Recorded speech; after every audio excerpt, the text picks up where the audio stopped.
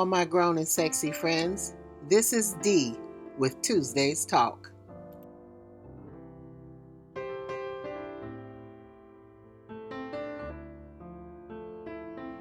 This week we're going to be discussing emergency preparedness.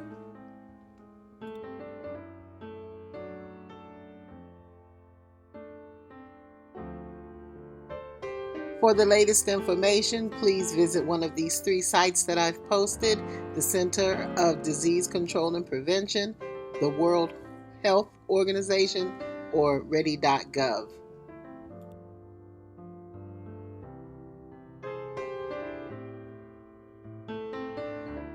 I'd like to talk a little bit about hurricanes, fire, winter storms, floods, tornadoes, pandemics, and much, much more. But I only have room to do a little bit, so I'm going to post just a little bit about each one. But I'm going to give you a nice little summary of each one.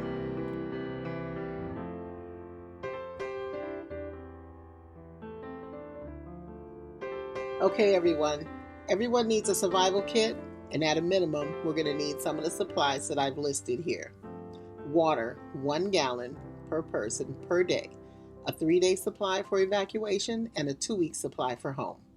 And the same with food, except food needs to be non-perishable, easy to prepare items, but you still need the 3-day supply for evacuation and a 2-week supply for home. A flashlight, a battery-powered or hand crank radio, extra batteries, deluxe family first aid kit. Medications, you need a 7-day supply, and medical items that you're going to be needing also. You need a multi-purpose tool, sanitation and personal hygiene items, copies of all of your personal documents, medication lists, and pertinent medical information, proof of address, deed or lease information, your passports, birth certificates, and insurance policies. Make sure you put these in a plastic baggie and put them in a small safe or something that will keep them safe and away from harm. You need cell phones with chargers. You need family and emergency contact information, extra cash, emergency blankets, and maps of the area.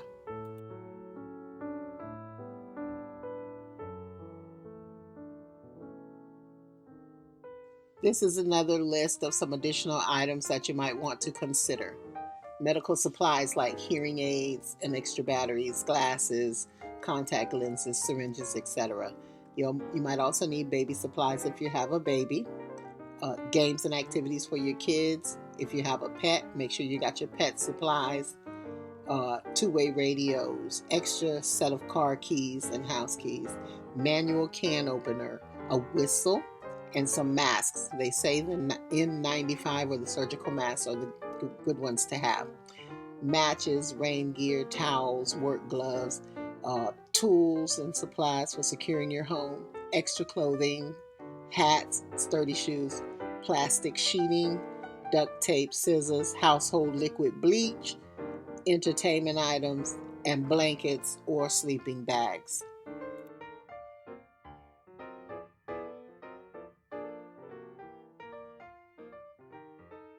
Hurricanes. We need to fill plastic bottles with clean water for drinking. Fill your bathtub and sinks with water for flushing the toilet or washing the floor or clothing. Fill your car's gas tank in case an evacuation notice is issued. Turn off propane tanks and unplug small appliances. Bring in anything that can be picked up by the wind, like your, bicycles or patio furniture. Move your furniture and valuables to higher floors of your home. Turn off utilities if told to do so by authorities, and this prevents damage to your home within the community. If you shut your gas off, a professional is required to turn it back on. Unplug small appliances to reduce potential damage from power surges that may occur.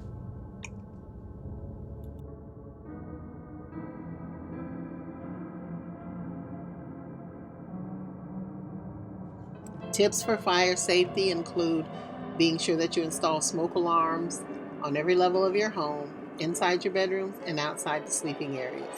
Test smoke alarms every month. If they're not working, make sure you change the batteries. Talk with all your family members about a fire escape plan and practice the plan twice a year. If a fire occurs in your home, get out, stay out, and call for help.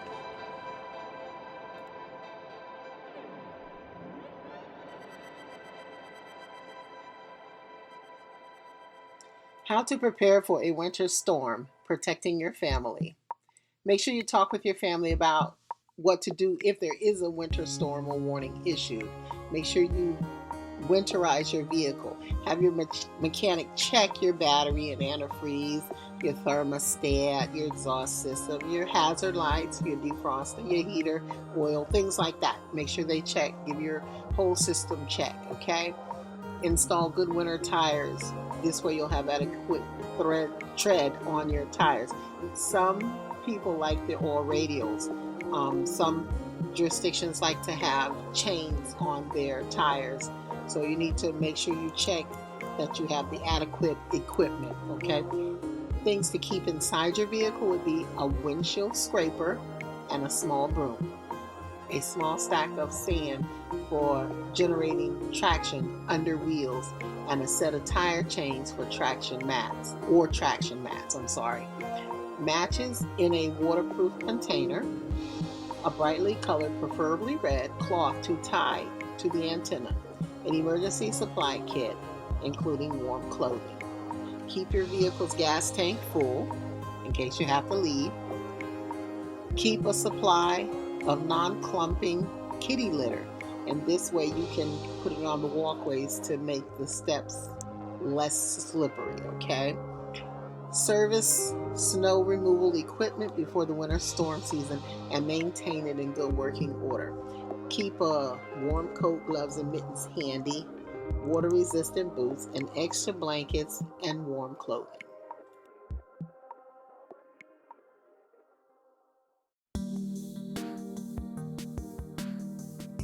Okay, everyone, a flood watch means a flood or flash flood is possible. A flood warning means flooding or flash flooding is already occurring and or will occur soon. Take immediate precautions. Fact versus fiction. Fiction. Fill your sinks and bathtubs for drinking water in case flooding water interrupts or contaminates the public water supply. Fact. Water stored in bathtubs and sinks should never be used for drinking or for bathing young children because lead can leak from the glaze in bathtubs and sinks into the water stored in them. However, you can use water stored in bathtubs and sinks for flushing the toilet, washing the floor, or clothing.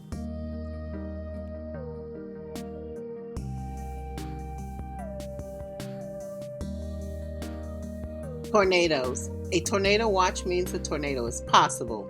A tornado warning means a tornado is already occurring or will soon occur. Go to your safe place immediately. Some of the top tips include: identify a safe place in your home where household members and pets will gather during a tornado. A basement, a storm cellar, or an interior room on the lowest floor with no windows. In a high-rise building, pick a hallway in the center of the building. You may not have enough time to go to the lowest floor. In a mobile home, choose a safe place in a nearby sturdy building. If your mobile home park has a designated shelter, make it your safe place. No mobile home, however it is configured, is safe in a tornado.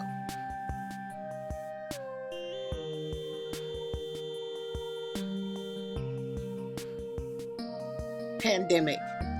Assemble 2 kits of emergency supplies and a 1-month supply of prescription medications. Start with a basic supply list, okay?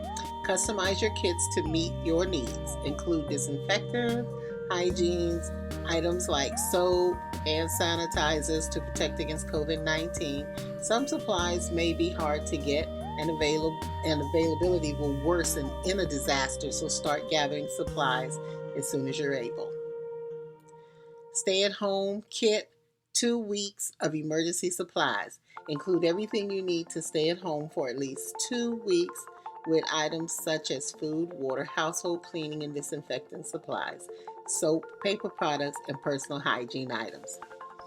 Evacuation kit, 3 days of supplies in a go bag.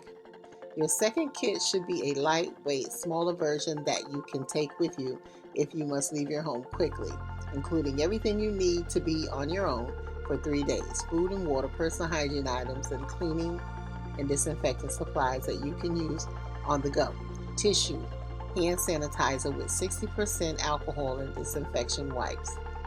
Ensure that you have cloth face coverings such as masks and scarves for everyone in your household who can wear one safely, of course. Cloth face coverings are not a substitute for physical distancing. Continue to keep about 6 feet distance between yourself and others in the public. Cloth face coverings should not be placed on young children under the age of 2. Anyone who has trouble breathing or is unable to remove it without help. 1 month supply of prescription medications as well as over-the-counter medications like cough suppressants and fever-reducing drugs and medical supplies or equipment. Keep these items together in a separate container so you can take them with you if you have to evacuate.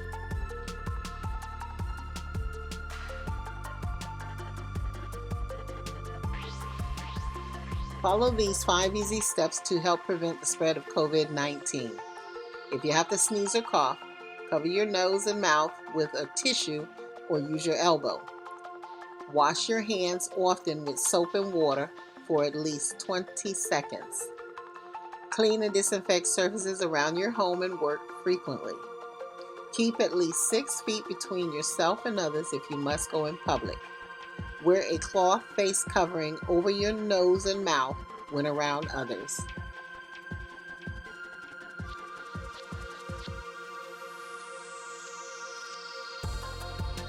Okay, everyone, I really hope that this has helped you a little bit. Even though it's not a lot of information, it is some very important information and it is very useful, okay?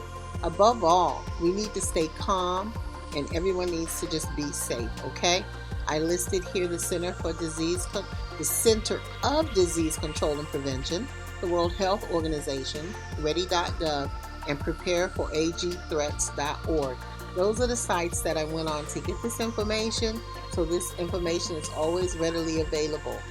I will also try to include some PDFs and other documents that I was able to get my hands on and create and see if I can include them. If I cannot, I will send a link where you can access them on my Facebook page.